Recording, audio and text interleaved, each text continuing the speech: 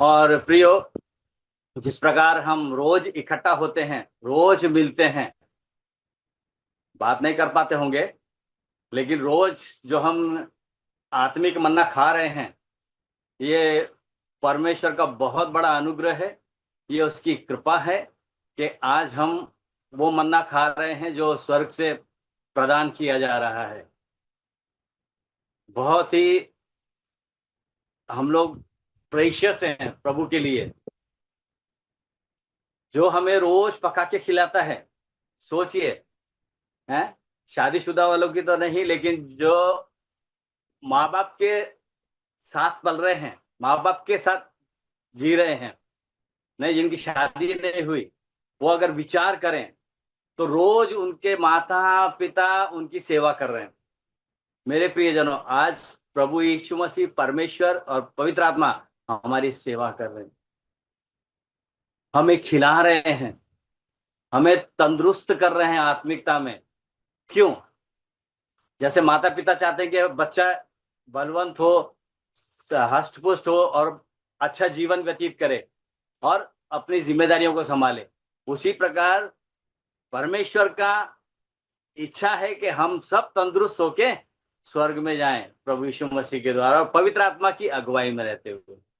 महान परमेश्वर का धन्यवाद। इसीलिए पौलुस की ओर जब हम देखते हैं तो हम उसके जीवन को किस प्रकार से देखते हैं। एकदम चैलेंज भरा समय, अच्छी कुश्ती लड़ी ताकि वो लिख सके और हम जैसों को दृढ़ कर सके। इसीलिए उसने लिखा कि हम दृढ़ हो जाएं। दूसरा तीमुथियुस उसका 4:7 में हम इस प्रकार पढ़ते हैं। दूसरा तीमुथियुस 4:7, मैं अच्छी कुश्ती लड़ चुका हूं, मैंने अपनी दौड़ पूरी कर ली है, मैंने विश्वास की रखवाली की है। यहाँ 3 बातें पौलुस हमें कह रहा है। मैं कुश्ती लड़ चुका, दौड़ पूरी कर ली है मैंने, और विश्वास की रखवाली की है। नहीं, परमेश्वर के लिए अपनी आयु को ध्यान में रखते हुए पौलुस जानता है कि वह मृत्यु उसके लिए निश्चित है। अब वो प्रस्थान करने वाला है, पौलुस जानता है इस बात को। इसीलिए वो दूसरा तीमुथियुस 4:6 में लिखता है, 7 हमने पढ़ा, 6 में लिखता है वो, क्योंकि अब मैं अर्घ की नाई उंडेला जाता हूं और मेरे कूच का समय आ पहुंचा है, और इन बातों के द्वारा अपने मसीह जीवन के बारे में वो बता रहा है। मसीह जीवन के बारे में वो इस चीजों को बता रहा है। और पौलुस के बारे में जब हम सीखे तो उसका क्वालिफिकेशन जब हम देखते हैं, कितने मार खाए, किस प्रकार की ताड़नाएं सही, नहीं, ये उसकी प्रभु में पढ़ाई है, ये उसकी क्वालिफिकेशन है जो उसने लिखा है। और जब हम उसका जीवन के बारे में देखते हैं तो परीक्षा और प्रबल प्रलोभन से बीच में पौलुस ने अपनी दौड़ पूरी की। प्रलोभन बहुत ज्यादा, परीक्षाएं बहुत ज्यादा और फिर भी देखते हम पूरी रीति से उसने दौड़ को दौड़ा है और जीवन अपने प्रभु एवं उद्धारकर्ता के प्रति विश्वास योग्यता बनाए रखा, विश्वास योग्य बना रहा, विश्वास योग्यता दिखाता रहा। महान प्रभु का हमेशा वो धन्यवाद करता रहा है। दूसरा तीमुथियुस 2 का जब हम 12 पढ़ते हैं तो वहां इस प्रकार से लिखा है, धीरज से सहने के बारे में लिखा है। वहां पौलुस जो कुछ भी लिख रहा है, जो कुछ भी कह रहा है, वो ऐसा नहीं कि उसने उस अपने जीवन में भुगता नहीं है, ऐसा नहीं कि उसके जीवन में ये पीड़ाएं, तकलीफें, परेशानी, सहन, धीरज नहीं आया। वो अपने प्रैक्टिकल, वो अपने जीवन से होके इस बात को लिखता है, अपने जीवन में उसने लागू किया है, तब वो लिखने की ये सामर्थ्य और बल और रखता है वो। इसलिए वो क्या लिखता है 12 में, दूसरा तीमुथियुस 2 के 12 में क्या लिखता है, यदि यदि हम धीरज से सहते रहेंगे तो उसके साथ राज्य भी करेंगे। यदि हम उसका इनकार करेंगे तो वो भी हमारा इनकार करेगा। धीरज से सहते रहेंगे, ये कंटिन्यूशन वर्ड को हम देखते हैं। सहते रहेंगे तो उसके साथ राज्य भी करेंगे। सहते रहना है, सहते रहेंगे। पौलुस लिखना इसको लिखने के लिए हम देखते हैं उसने ये सहा है, उसके जीवन में ये समय आया है, इसलिए वो लिखने की जरूरत कर रहा है, इसलिए वो लिख रहा है। नहीं तो सहते रहना मेरे प्रियजनों, ये चीज हमारे जीवन में भी, ये समय हमारे जीवन में भी चल रहा है। और जब तक तब तक चलता रहेगा जब तक प्रभु ना आए या हम ना सो जाएं। ये कंटिन्यू है मेरे प्रियो। सहना, सहन शक्ति। अगर हम सह रहे हैं तो सामर्थ कहां से प्राप्त कर रहे हैं, बल कहां से प्राप्त कर रहे हैं? हम देखते हैं प्रभु यीशु मसीह जब गत्समने में था, प्रार्थना कर रहा था, बल प्राप्त हो रहा था, बल प्रदान किया जा रहा था। मेरे प्रियजनों, सामर्थ शक्ति बल हमें ऊपर ही से प्राप्त होगा। हाँ, शारीरिक अगर कुश्ती लड़ने जा रहे हो तो आपको अपना बल युक्त इस्तेमाल करना होगा, लेकिन जब आत्मिक कुश्ती लड़ रहे हो तो आत्मिक सामर्थ्य बल परमेश्वर से ही प्राप्त होगा, और पवित्र आत्मा उसमें आपका और मेरा सहायता करेगा कि हम प्रभु यीशु मसीह के पद चिन्हों पे चलें। इसलिए सहते रहेंगे। यदि हम धीरज से सहते रहेंगे तो, यदि हम धीरज से सहते रहेंगे तो उसके साथ राज्य भी करेंगे, उसके साथ राज्य भी करेंगे। इस प्रकार से वहां लिखा हुआ है। जब हम सामर्थ पाते जाएंगे तो हम मसीह जीवन में बलवंत और मजबूत होते जाएंगे। उसी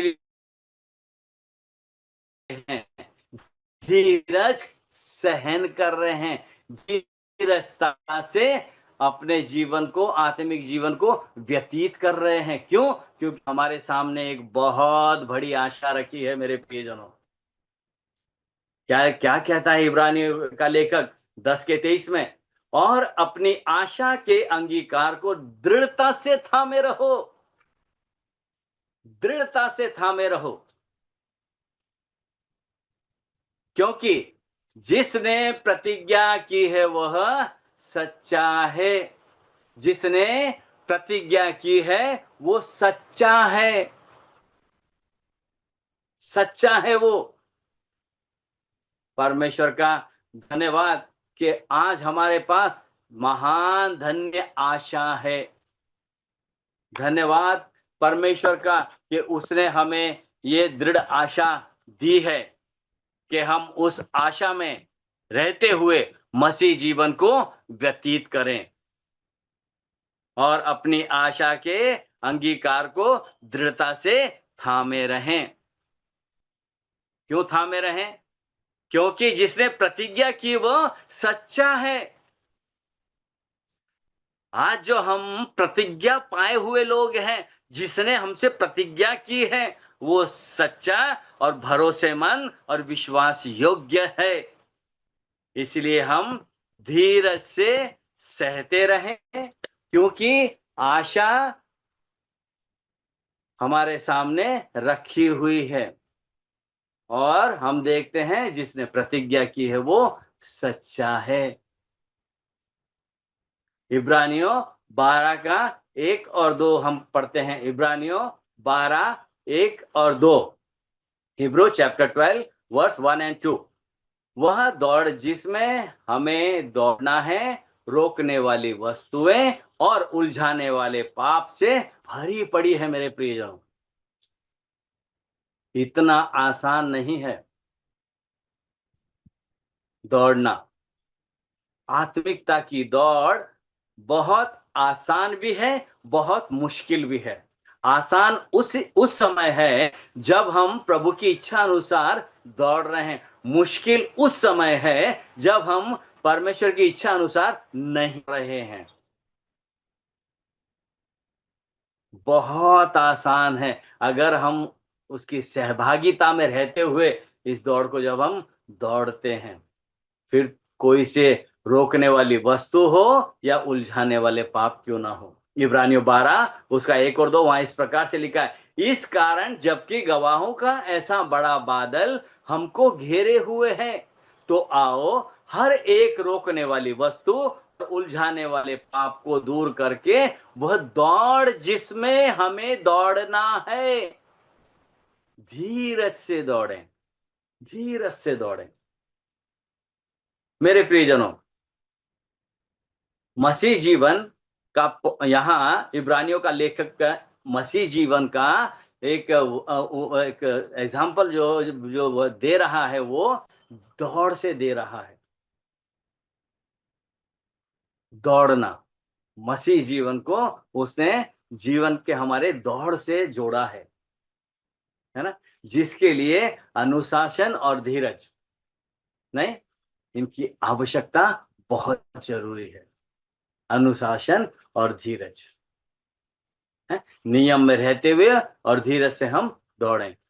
हमें हर एक वस्तुओं को उतार फेंकना है। जब एक एथलीट दौड़ता है तो ऐसे नहीं दौड़ता वो है, उसके कपड़े भी बहुत हल्के होते हैं, उसके जूते भी बहुत हल्के होते हैं। कीमत भारी होती है लेकिन उसका वजन बहुत कम होता है। नहीं, उतार के भारी चीजें फेंकना है जो हमें मसीह जीवन में रोक रही है। रोकने वाली चीजें भले ही हमारे नुकसान की ना हो, भले वो हमारे मतलब की चीजें हो, है ना, भले वो हमारा नुकसान नहीं कर रही हैं, लेकिन फिर भी हमारी रफ्तार को रोक सकती है, हमारी दौड़ को धीमी कर सकती है। इसीलिए भारी चीजें, जो स्वर्ग नहीं जाने वाली भारी चीजें, उन्हें इस पृथ्वी पर छोड़ना है। क्या क्या है? धन हो सकता है, संपत्ति हो सकती है, परिवार का बंधन हो सकता है, सुविधाएं हो सकती है हमारी, या फिर हम देखते हैं हमारा आलसपन हो सकता है। ये सब रुकावट का कारण हो सकता है हमारे लिए। जब वो एक एथलीट ओलंपिक की दौड़ जब दौड़ता है वो, तो प्रतियोगिता में खाने पीने का सामान लेके दौड़ सकता है वो। ऐसा नहीं, रुकावट नहीं है उसको कि तुम खाने पीने की कोई चीज लेके नहीं दौड़ सकते हो, कोई रोक टोक नहीं है उसके अंदर। दौड़ो, तुमको एक बोरी सर पे रख के दौड़ना है तो भी दौड़ो, कोई रोक टोक नहीं है उसके लिए, कैसे भी दौड़ सकता है वो। या अपने साथ एक बोतल ले ले, या फिर अपना कुछ खाने पीने का सामान ले ले, उसको ये नहीं बोला जाएगा कि तुम ये मत लो। उसको रोक टोक कुछ नहीं है, दौड़ सकता है वो लेके। नहीं, परंतु एक जब धावक जब दौड़ता है, वह उस समय जब ये सब लेके दौड़ेगा तो वो कदापि जीत नहीं पाएगा, नहीं जीत पाएगा वो। उसी प्रकार हमारे उलझाने वाले पाप को भी दूर करना आवश्यक है। हम किस प्रकार से दौड़ रहे हैं, हमारी दौड़ कैसी है, ये बहुत आवश्यक है मेरे प्रियजनों।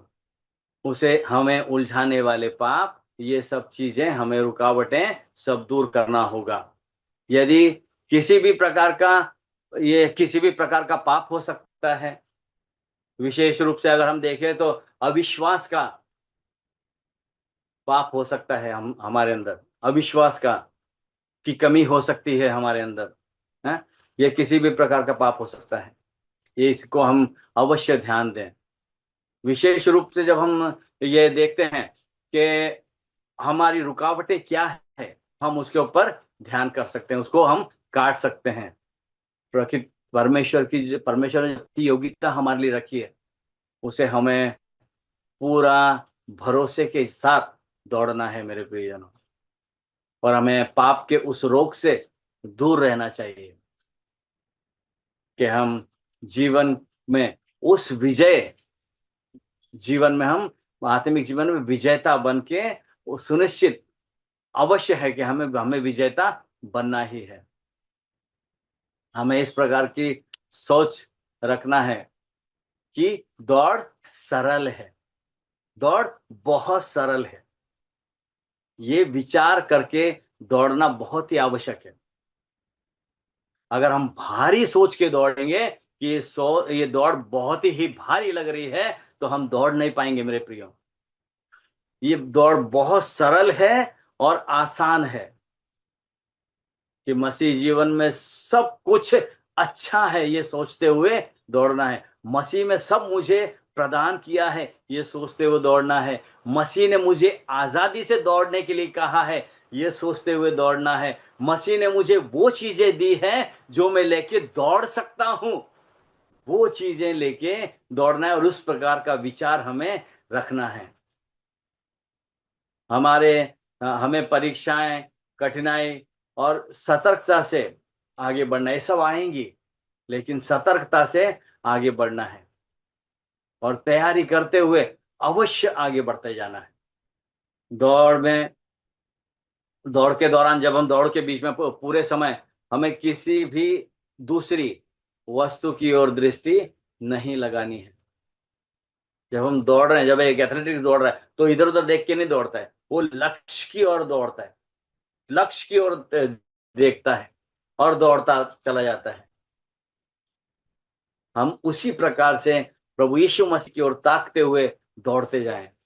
हमें बचाने वाला, हमें सुरक्षित रखने वाला, उसकी ओर ताकते हुए हम दौड़ते जाएं। इसीलिए हम 12 पद जब हम पढ़ते हैं, इब्रानियों 12 का 2 पद जब हम पढ़ते हैं, वहां इस प्रकार से लिखा है, इब्रानी 12:2, और विश्वास के कर्ता और सिद्ध करने वाले यीशु की ओर ताकते रहें, जिससे उस आनंद के लिए जो उसके आगे धरा था, लज्जा की कुछ चिंता ना करके क्रूस का दुख सहा और सिंहासन पर परमेश्वर के दाहिने जा बैठा। उसकी ओर ताकना है जो विजेता है, जो किस प्रकार से दौड़ा है, जो विजय ठहरा है, और जो आज खड़ा नहीं है, बैठा है, महामहिम के दाहिने बैठा है। हमारा विश्वास अनमोल है मेरे प्रियजनों। यीशु हम मसीह हमारे विश्वास को सिद्ध करने वाला है, इसलिए वो सिद्धता की ओर हम ताकते रहें।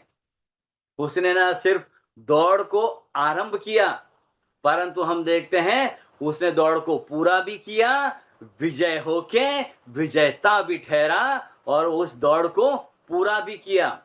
और उसकी दौड़ स्वर्ग से शुरू हुई थी, स्वर्ग से बेतलेहम, बेतलेहम से गतसमने, गतसमने से कलवरी, कलवरी से कब्र, कब्र से बाहर, वापस स्वर्ग में समाप्त किया उसने दौड़।